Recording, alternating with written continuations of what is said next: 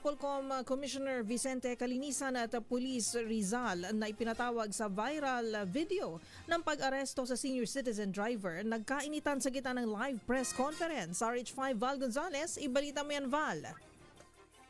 Misa rin inilabas sa conference room, matagad na dinisarmahan ng isang polis na nakatalaga sa Rizal Police Provincial Office. Matapos itong bastuhin at insultuhin si Napolcom Commissioner Attorney Rafael Vicente Calinisan habang isinasagawang isang press conference, pinagsasagot ni Police Corporal Simeon Suwan si Commissioner Calinisan at sinabihang nagpapapogi lang ang pinuno ng Napolcom kaya huwag daw siyang gamitin para dito.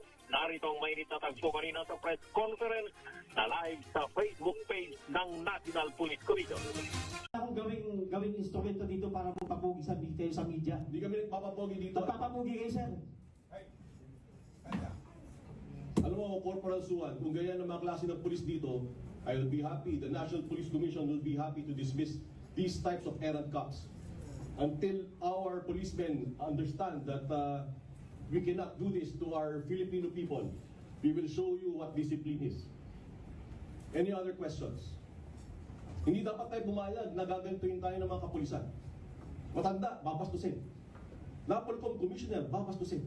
Investigation Service ng Napolcom na imbestigahan at sampahan ng kaukulang kasong korporal.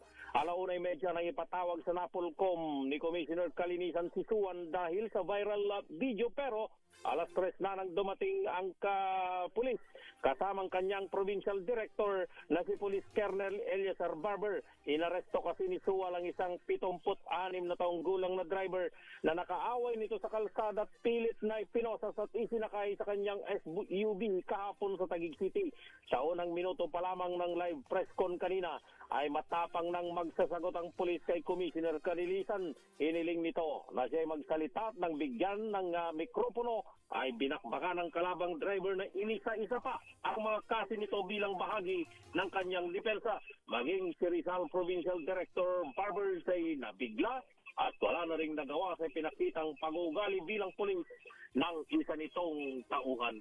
Ako si Val Gonzales, DJ Radio na sa Pilipinas, una sa Pilipinas.